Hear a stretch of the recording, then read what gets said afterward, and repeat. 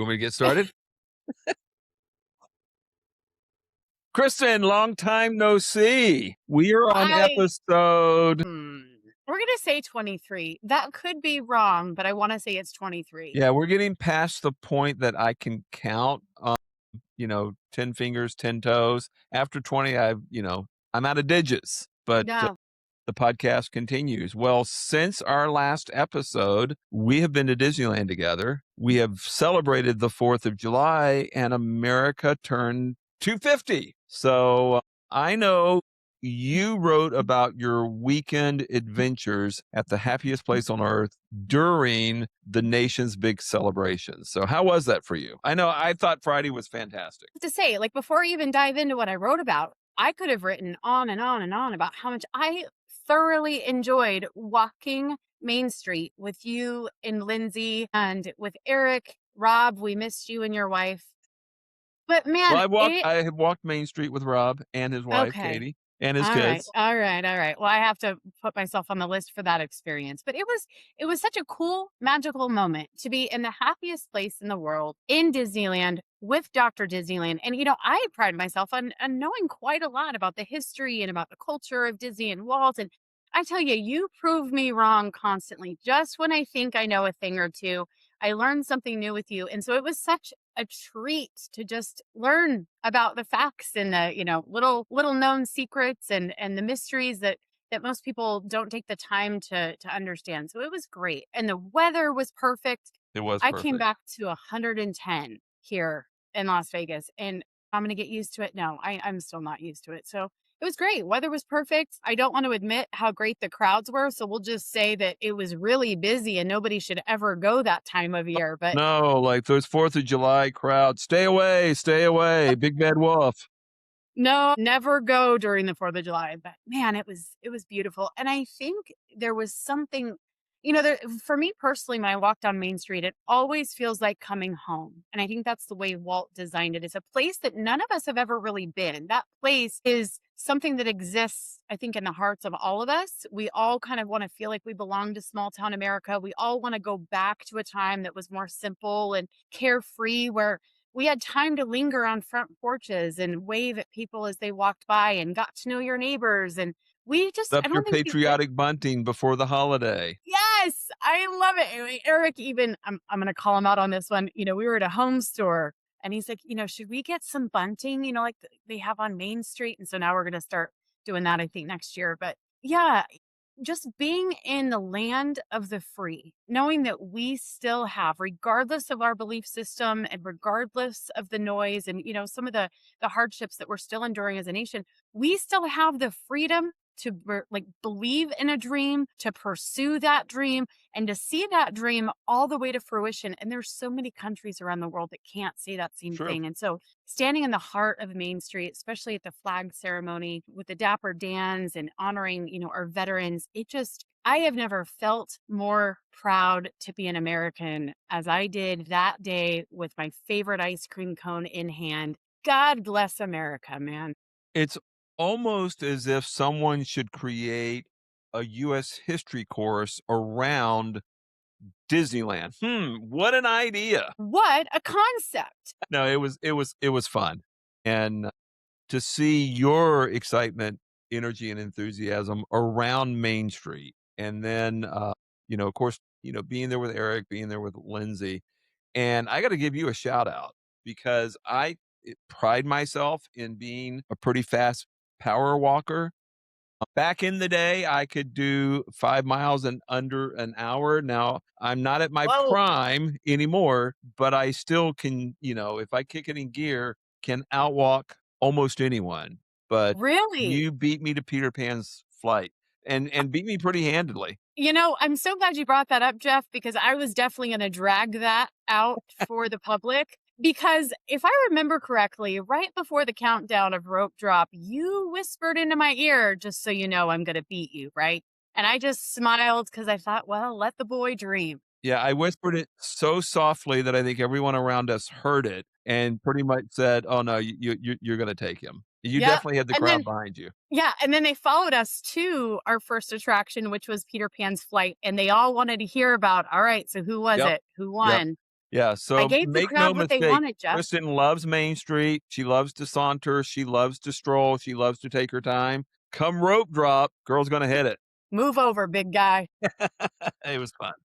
It It was it great. was It's great. yeah. And I love how you tied in your story this week too, about something that exists right at the heart of Main Street that I know I've walked by thousands of times without ever looking down because I'm too busy looking up. So take us through that. That's Yeah, so before you ever even really step onto Main Street, you of course walk into what's called the town square. This is the area where, you got the Main Street Opera House on the right and the fire station and City Hall on your left. And front and center is the flagpole, 65 feet, and, of course, it is where, the flag is. And what's interesting about that space is originally, Walt was gonna put a bandstand there. Now that's a mm, whole other fun story, and the reason why he wanted a bandstand is because almost every town in America at the turn of the century had a bandstand or another. His father, Elias, would go down to the bandstand in Marceline and play the fiddle on Sunday afternoons. That was the one vice and one joy that Elias would, allow himself in life. And despite how much Walt loved that bandstand and the money that he had poured into it, it just didn't work there. And it mm. blocked the view of the castle. And just a few weeks before opening, he has it moved and ultimately it gets moved again. And finally, it is retired and lives in a garden nursery in Newport Beach in Orange County, California. Oh But the wow. key to the story is he ended up putting the flagpole there, and it's got this just gorgeous ornate base, and that is where the plaque that has the dedication speech that Walt read on July 17th, 1955, that's where that dedication speech rests.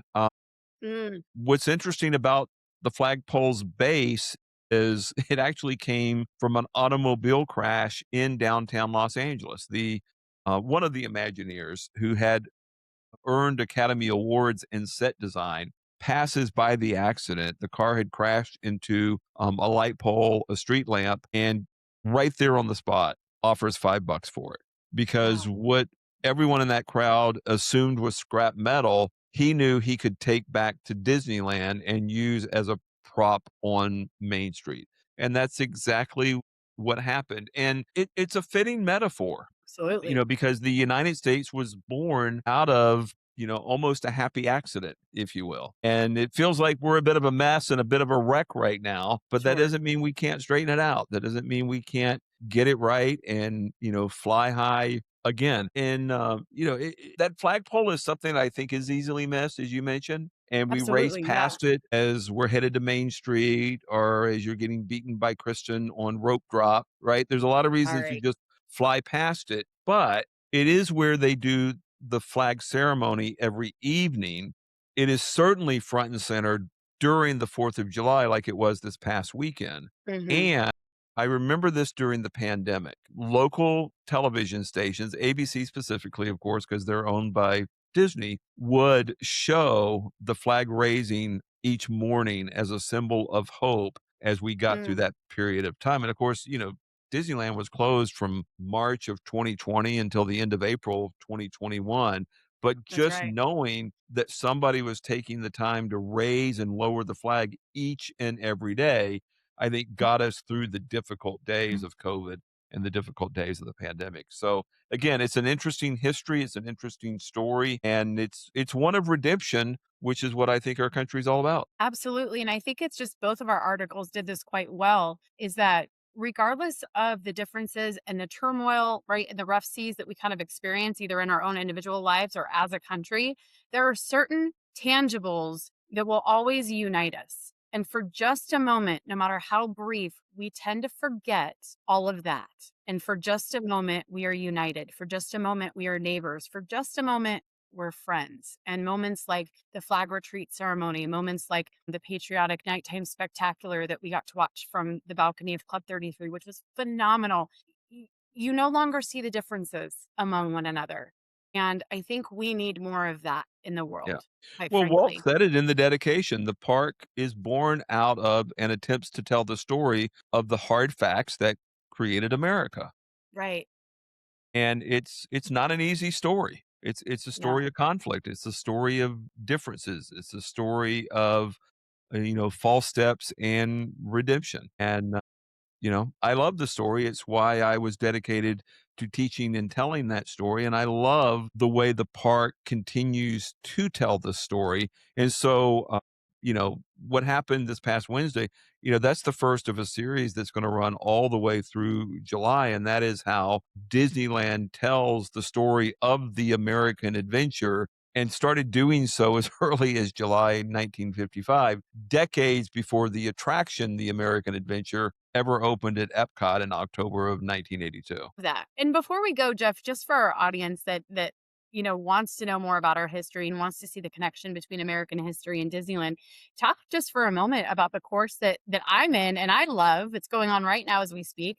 And just tell us a little bit about that and how our audience can get their hands on it. Yeah, so when I was in higher ed, I created a college level course on the history of Disneyland. And when I left in 2022, nobody asked, well, what's going to happen to your US history class? What's going to happen to your state and local government class? The only thing people wanted to know was, what's going to happen to your history of Disneyland class? And Right? the answer is, we've put it online. It's available to anyone at any point asynchronously. And then typically, once a year, usually in the summer, which is what we're doing right now, there is an option available where you not only take the online course, but you also join an online community that meets on a weekly basis. And it tells the story of what Walt was trying to accomplish when he built the happiest place on earth in 1955, and how that story fits in the context of post World War II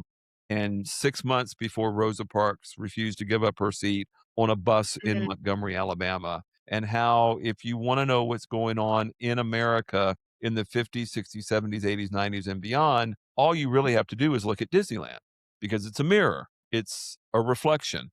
And people right now don't always like and don't always agree with what Disney does, and certainly don't like some of the things that are happening in the park.